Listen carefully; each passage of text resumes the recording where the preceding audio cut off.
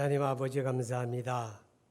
복된 8월 첫 주를 허락해 주셔서 감사하고 우리 하나님 앞에 예배하며 예물을 준비하여 드리게 하시니 감사합니다.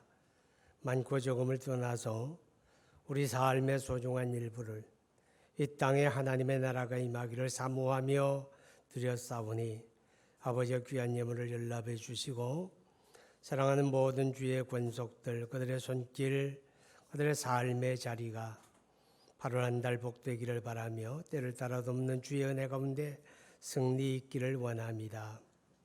아버지 하나님, 기도하며 간구하는 것은 하나님께서 오늘도 말씀 듣는 귀를 열어주시고 오늘을 시작하여 한 주간 우리가 살아가는 삶에서 주의 말씀 잘 실천함으로 하나님의 말씀의 신실함을 경험하게 되기를 원합니다. 예수님 이름으로 기도합니다. 아멘. 할렐루야. 요즘에 태어난 아기들은 다 예쁜 것 같아요. 우리 박찬호 군의 둘째 아기도 아주 예쁜 모습으로 오늘 첫 예배 나와 기도했는데 매주일 그런 아기들이 기도하면 좋겠어요. 2명, 3명씩. 그렇죠? 그럼 좀 보탬이 됩시다. 천호동의 맛집 그럼 어디 있습니까? 천호동의 맛집, 화평교회가 천호동의 맛집이죠. 말씀의 맛집, 그죠? 우리가 인터넷을 검색하면 맛집 그러면 뭐 어디 이런 맛집이 있다래 나오잖아요. 여러분 예루살렘 교회, 초대 예루살렘 교회는 여러 가지 특징이 많이 있었는데 그 중에 하나가 말씀의 맛집이었다 하는 겁니다. 하나님의 말씀에 대한 열심이 있고 배우고 가르치기를 힘쓰는 그런 교회가 초대 예루살렘 교회였고 우리 화평교회 또한 그런 교회이기를 소망합니다. 42절을 보니까 그들이 사도의 가르침을 받아 서로 교제하고 떡을 떼며 오로지 기도하기를 힘쓰니라. 사도의 가르침을 받아 하나님의 말씀이 역사되는 그런 교회였습니다. 여러분 은혜라고 하는 단어를 우리가 많이 쓰는데 은혜라고 하는 건 아무런 대가 없이 받을 자격이 없는 자들에게 주어지는 소중한 것을 말하지요. 우리가 예수 믿고 구원받은 게 은혜입니다. 우리가 연약함에도 불구하고 우리가 믿음을 지켜 살아가는 것도 은혜입니다. 사실 여기 보면 은혜 아닌 게 하나도 없어요. 그죠? 다 하나님의 은혜인데 은혜라고 하는 용어 속에는 하나님의 말씀이 열려짐을 의미하기도 합니다. 뭐가 은혜냐? 말씀이 열려지는 게 은혜입니다. 말씀이 열려지기를 축복합니다. 누가복음 24장 봅니다. 시작. 이에 그들의 마음을 열어 성경을 깨닫게 하시고 이게 언제 말씀인가 하면 예수님이 감람산에서 승천하시기 전에 마지막으로 제자들의 마음을 열어 말씀을 깨닫게 하시고 그랬어요. 말씀이 열렸다 그 말이에요. 할렐루야. 말씀이 열려지는 게 은혜고 오늘 이런 은혜가 저와 여러분에게 있기를 주님의 이름으로 축복합니다. 여러분 내가 말씀이 열린 사람인지 말씀이 열려지지 않은 사람인지 어떻게 알 수가 있을까요? 말씀이 열려지게 되면 이 시간 말씀이 열려지게 되면 회개하는 일이 벌어지게 됩니다. 가슴을 치며 애통하는 일이 있다 그 말이죠. 여러분 사도행전 2장 37절에 보게 되면 하나님의 성령이 강림하시고 성령의 충만을 받은 사도들 특별히 베드로를 필두로 해서 그들이 그리스도의 십자가와 부활의 복음을 외치고 증언할 때에 그 말씀을 들은 사람들이 가슴을 치며 우리가 어찌할꼬 그럽니다. 가슴을 치며 이 말씀이 열려진 역사예요. 아멘. 여러분 말씀이 열려지게 되면 하나님의 말씀이 가지는 특성 가운데 하나가 히브리서 4장 12절에 하나님의 말씀은 이제 개역 성령의 살아있고 운동력이 있어. 그죠? 우리의 마음과 뜻과 생각을 감찰한다. 좌우의 날선 어떤 것보다 더 예리하여 우리 심령 골수를 찔러 쪼개고 마음의 뜻과 생각을 감찰한다 그랬어요. 마음의 뜻과 생각을 감찰한다는 말은 우리 마음을 드러낸다는 거예요. 나도 몰랐던 내 마음을 드러내는 거예요. 나도 몰랐던 내 마음의 생각이 드러나는 거예요. 그걸 마음을 감찰한다는 거예요. 그러니까 하나님의 말씀이 열려지고 말씀이 들려지는데 그 말씀이 막 나를 찌르는 거예요. 나도 알지 못했던 내 마음속에 어떤 것들이 보여지고 드러나는 거예요. 그러면 어떻게 해야 할까요?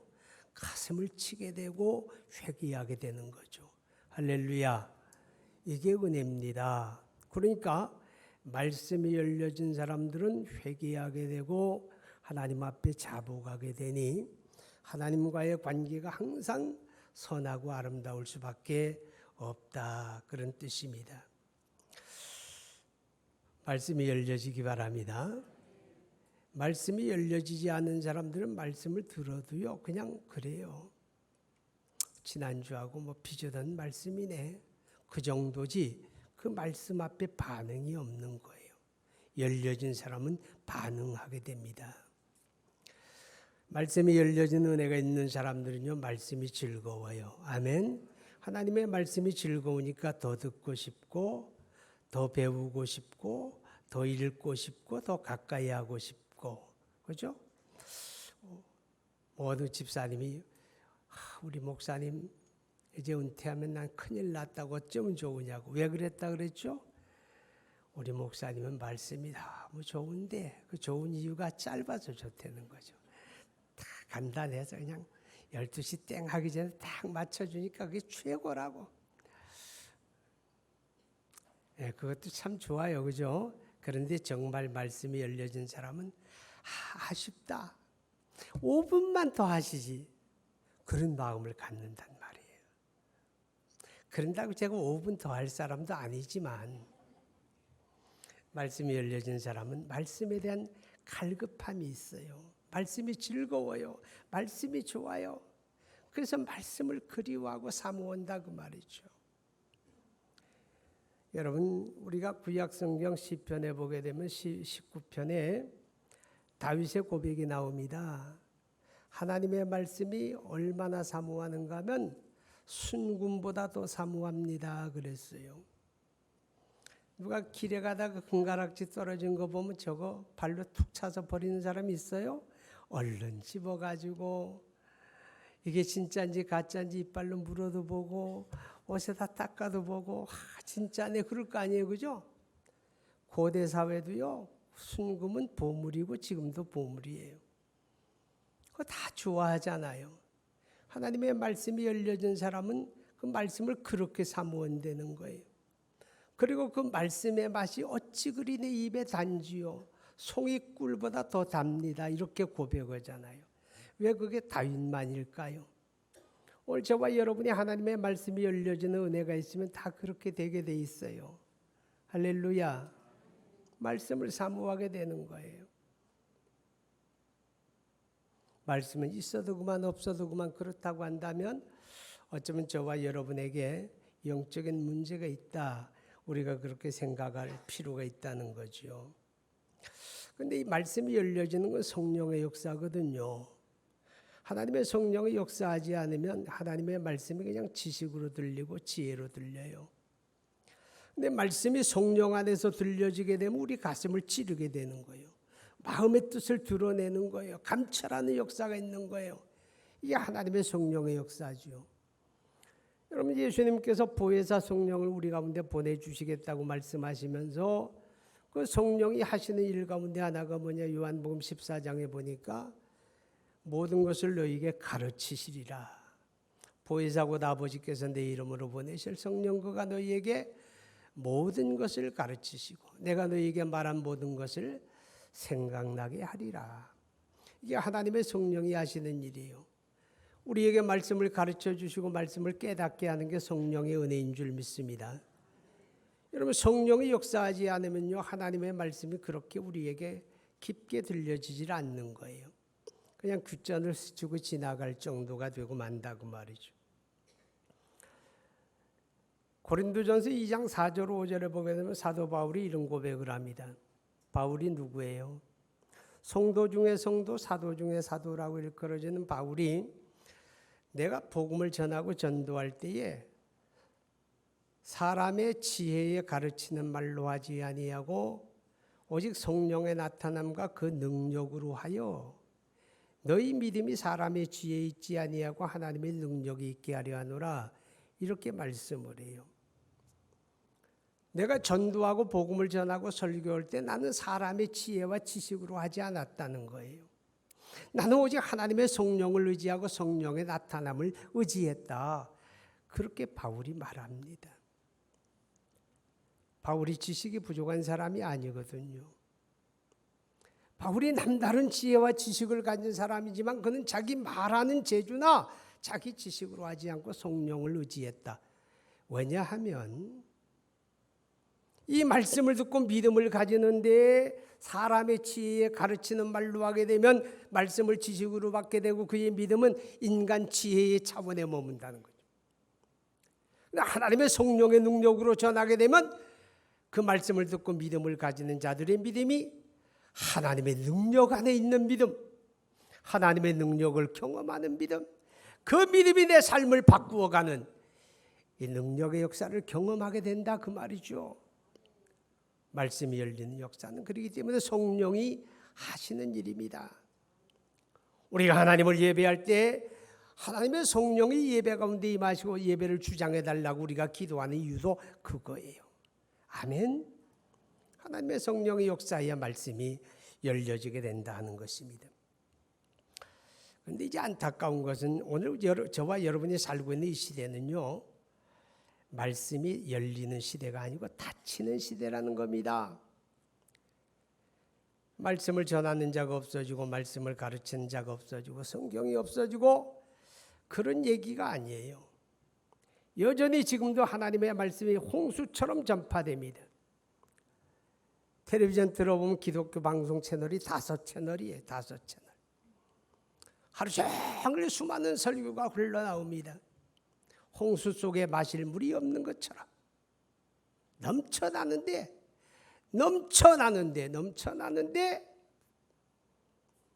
오히려 말씀은 닫혀지게 되고 사람들은 하나님의 말씀에 귀를 닫게 되는 거죠. 그래서 아모스서 8장 11절에 말씀하기를 때가 이르게 되면 사람들이 먹을 양식이 떨어져서 굶주리는 게 아니고 마실 물이 없어 목마른 이 아니라 하나님의 말씀을 듣지 못하는 기근과 기갈의 시대가 올 것이라고 예언합니다. 그 시대가 먼 후에 100년 후, 200년, 500년 후가 아니라 지금 여러분과 제가 살고 있는 이 시대입니다. 무엇을 보면 압니까? 이렇게 말씀이 흘러넘치는데 사람들은 그 말씀 따라 살지 않는다는 거죠. 디모데후서 4장 3절 4절에 말씀하기를 때가 이르면 사람들이 귀가 닫혀진다는 거예요. 때가 이르니 사람이 바른 교훈을 받지 아니하며 귀가 가려워서 자기 사욕을 따를 스승을 많이 두고 또 그 귀를 진리에 돌이켜 허탄한 이야기를 따르리라.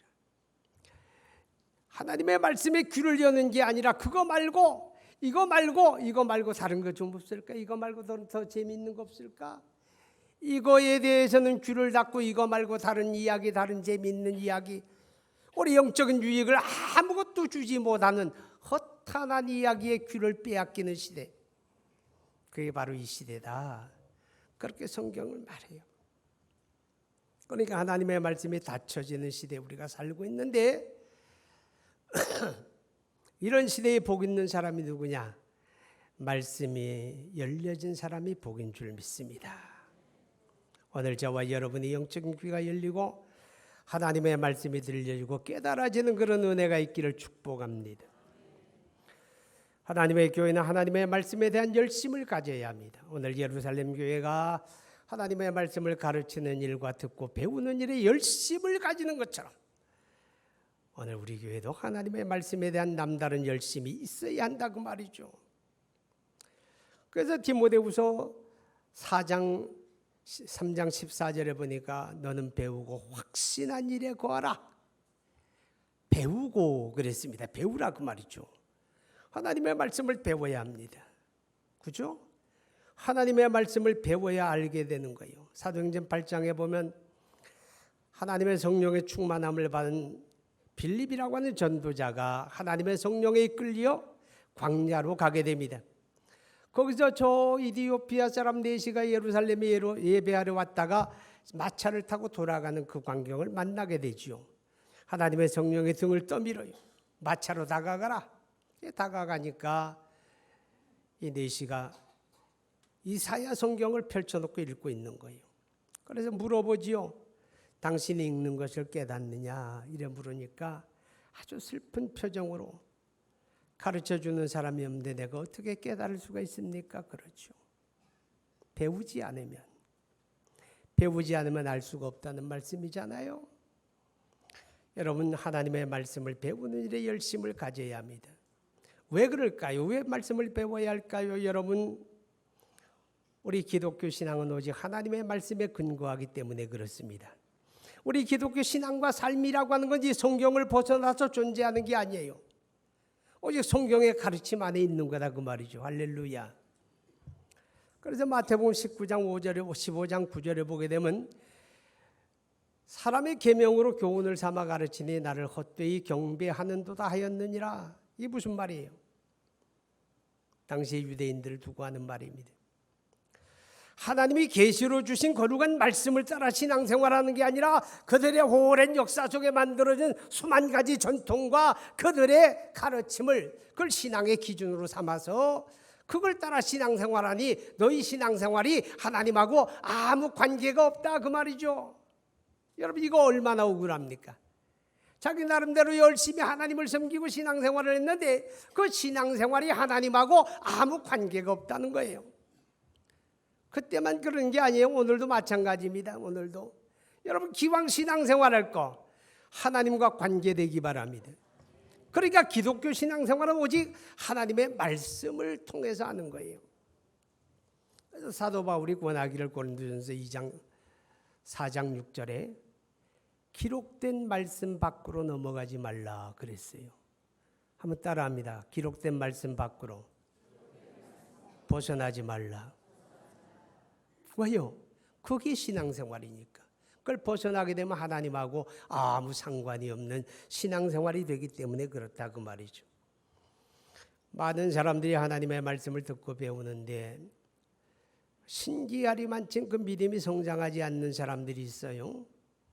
이상하리만큼 그 삶에서 열매 맺지 못하는 사람들이 더러더러 있는데 이유가 뭘까요? 지식이 모자라서 그런 거 아니에요. 하나님의 말씀을 아는 게 모자라서 삶이 변화되지 않는 게 아니라 실천하지 않으니까, 행하지 않으니까, 말씀을 지식으로만 간직하고 이 말씀을 내 삶에 실천하지 않으니까 믿음이 성장하지도 아니하고 열매 맺지도 아니하고. 그래서 빌립보 4장 9절에 말씀하기를 너희는 내게 배우고 받고 듣고 본 바를 행하라. 그리하면 평강의 하나님이 너희와 함께 하시리라. 할렐루야. 오늘 우리가 살고 있는 이 시대에 여러분 가장 중요한 건 하나님이 함께 해주셔야 합니다.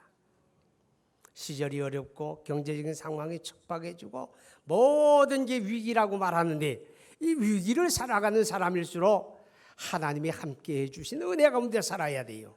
아멘. 하나님이 어떤 사람에게 함께 하느냐? 얼굴 잘생긴 사람이냐? 가문이 좋은 사람이냐? 건강이냐? 지식이냐? 그게 아니라는 거죠. 듣고 배운 말씀을 삶으로 살아내는 사람. 아멘. 듣고 배운 말씀을 삶으로 살아내는 사람, 그들에게 평강의 하나님이 함께 하시리라. 할렐루야. 그래서 기독교 신앙은 오직 성경에 근거하는 겁니다. 요한계시록 1장 3절에 예언의 말씀을 읽는 사람과 듣는 사람과 그 가운데 기록된 것을 지키는 사람이 복이 있나니 때가 가까움이라. 때가 가깝다는 말은 그리스도의 재림이 다가오는 때다. 그때 복된 사람이 누구냐? 하나님의 말씀에 뿌리 내리고 하나님의 말씀을 붙잡고 살아가고 말씀을 무장한 사람이 복되다. 아멘. 그렇게 말하는 거예요. 여러분, 이 말세를 살아가는 하나님의 사람들은 그러기 때문에 하나님의 말씀의 맛을 좀 느끼고 살면 좋겠어요. 말씀의 맛을 느껴야 하는데 여러분의 입맛이 없지 않으세요? 오늘도 밥맛은 있는데 말씀의 맛은 몰라. 갓난아기가 태어나가지고 첫 번째 엄마 젖을 먹어요. 모유를 맛들이게 되면 모유를 맛들인 아이는 우유를 그 다음에 주면 먹어요, 안 먹어요? 안 먹겠다고 울잖아요, 그죠? 왜 그래요? 모유의 맛을 느끼기 때문에 그래요. 모유의 맛을 느끼기 때문에. 제발 저와 여러분이 좀 하나님의 말씀의 입맛이 되살아났으면 좋겠어요. 말씀의 맛을 느끼는 사람은 말씀을 사모하게 되잖아요. 말씀을 가까이 하게 되잖아요. 여러분, 말세를 살아가는 하나님의 사람들, 입맛이 떨어지는 건 괜찮은데 말씀의 입맛을 느끼지 못하는 사람이 가장 불행하다는 것을 깨달을 수 있기를 바랍니다.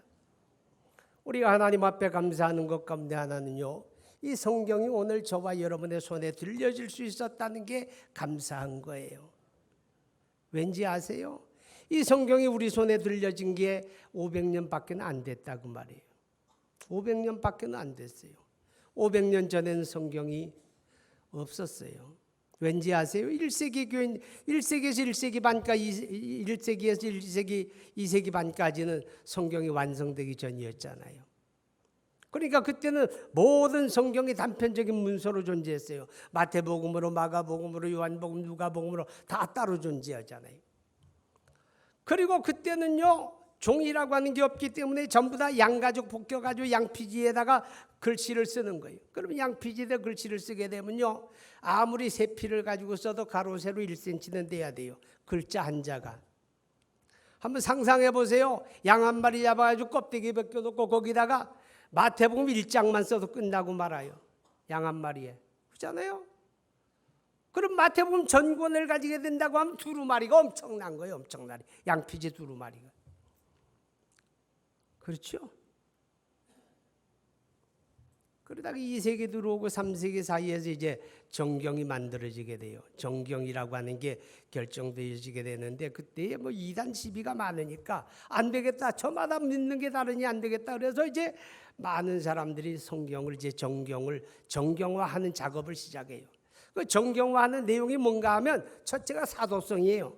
사도들에 의해서 기록이 되었거나 사도들에게 가르침을 받은 사람들이 기록한 것. 이게 첫째가 사도성.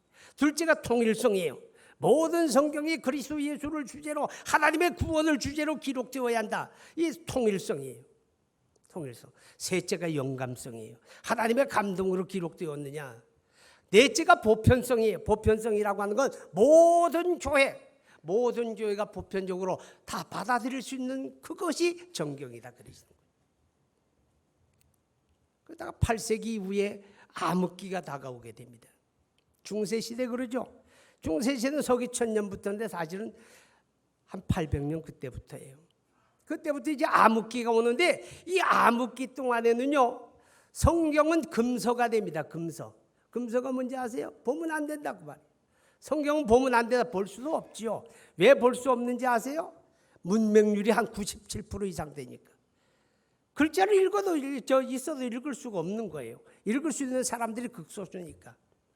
여러분, 로마 가톨릭하고 러시아 정교회하고 특징적인 차이가 뭔지 아십니까? 러시아 정교회는 성화주의라고 그러고 로마 가톨릭은 성상주의라고 그래요. 이게 무슨 말인가 하면 아주 예배당에 딱 들어가면 그 두 가지 특징이 극명하게 드러나요. 가톨릭 성당에 들어가면 성상이 엄청나게 많아. 예수상, 마리아상, 베드로상, 도마상 해가지고 예배당 사면 쫙 들어가면 지하실까지도 온갖 동상들이 쫙 있잖아요. 그리고 사람들이 그 앞에 가서 그 발가락에 키스를 해가지고 베드로의 발가락은 반들반들하게 따라 있어요. 그 앞에다 촛불 켜놓고 그 앞에 합장하고 기도하고 우상되는 거죠, 그죠? 이게 가톨릭이에요.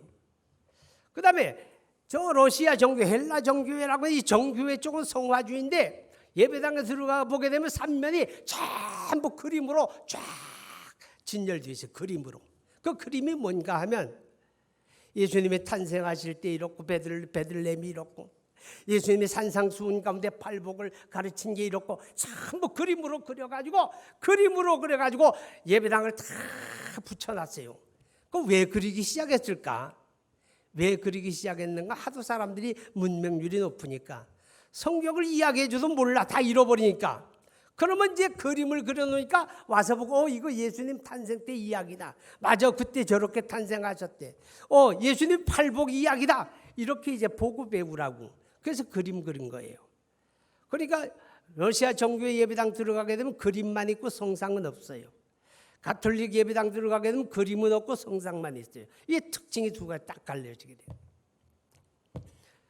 문맹률이 높으니까 뭐 성경 읽으라고는 못 읽죠. 그런데 거기다 금서가 돼 있어요. 그러니까 가톨릭 사제가 아니면 성경에 접근을 못 했어요. 예배당 저 높은 곳에 도서관 만들어 놓고 거기다 양피지 책을 쫙 걸어 놓고 사제만 보는 거예요. 그러니까 신앙생활이 어떻게 되겠어요? 점점 멀리 가는 거죠. 멀리 갔더니 하나님의 말씀에서 자꾸 멀어지는 거예요. 자기들의 전통, 자기들의 가르침, 자기들의 교훈을 가지고 신앙생활을 이렇게 하는 거다, 이렇게 믿는 거다, 전부 그러다 보니까 신앙생활이 성경의 기준을 떠나고 마는 거예요. 이 성경이 우리 손에 들어오게 된 거는 1517년 마틴 루터를 통해서 종교개혁이 일어나죠.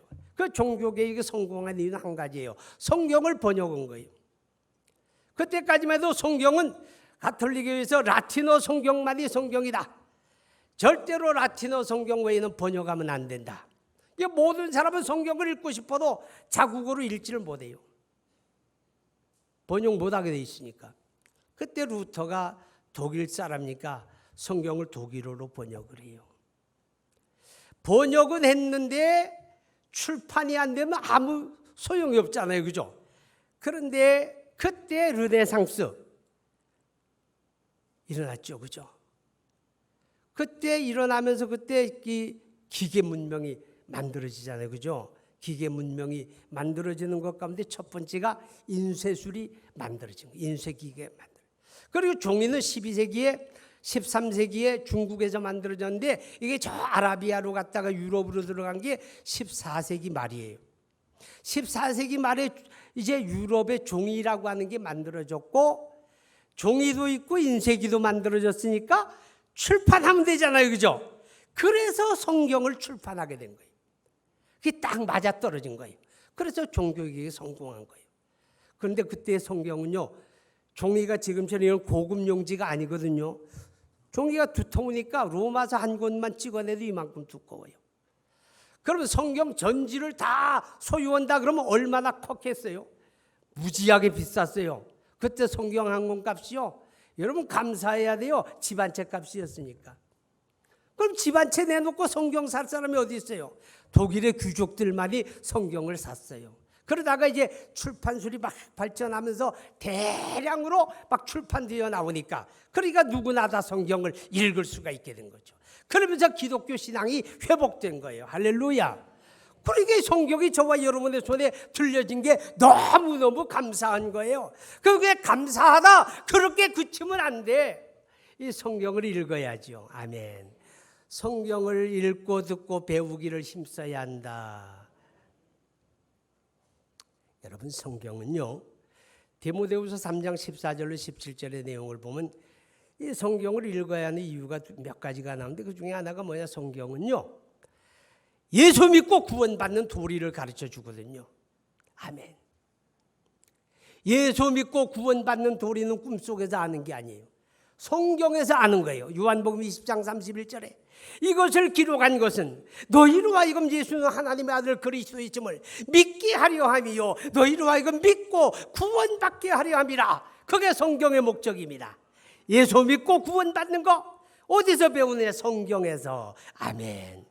그리고 우리가 이 성경을 읽게 되면 영이신 하나님 우리 눈에 보여지는 않는 그 하나님을 알게 됩니다. 성경에서 하나님을 알고 하나님의 뜻을 알게 되어지고, 그리고 성경을 읽으면서 우리는 신앙생활의 도리를 알게 되어지고, 정말 중요한 거, 이 성경을 읽고 배우면서 성경은 하나님의 사람들로 온전함에 이루게 하느니라. 할렐루야. 그러니까 우리가 성경을 읽고 듣고 배우는 일에 힘써야 돼요. 말씀을 만난 사랑하는 여러분, 하나님의 말씀이 열려지는 그런 은혜가 여러분에게 있기를 축복합니다. 말씀의 맛을 회복하기를 축복합니다. 기도합니다. 거룩하신 하나님 아버지, 우리 하나님의 은혜와 사랑을 감사합니다. 하나님이 우리에게 거룩한 말씀인 성경을 허락해 주셨고 우리는 언제라도 읽고 들을 수 있어서 감사드립니다. 너무 쉽기 때문에 우리가 하나님의 말씀에 너무 소홀하고 거리를 두고 살지는 않았는지 우리 자신을 반성해 봅니다. 하나님의 거룩한 말씀에 대한 입맛이 회복되어지게 되기를 바랍니다. 다윗의 고백처럼 하나님의 말씀이 어찌 그리 내 입에 단지요 송이꿀보다 더 달다고 고백할 수 있는 이 거룩한 입맛을 회복하는 그런 은혜가 있게 되기를 원합니다. 예루살렘 교회가 말씀이 열려지는 것처럼 하나님의 성령 안에서 거룩한 말씀이 열려지는 그런 주의 권속들이 다 되게 하여 주옵소서. 그래서 이 말씀을 읽고 듣고 생활 속에 지켜가면서 평강의 하나님이 함께하여 주시는 그런 은혜를 누리는 모든 주님의 권속들 되게 하여 주옵소서. 예수님 이름으로 기도하옵나이다.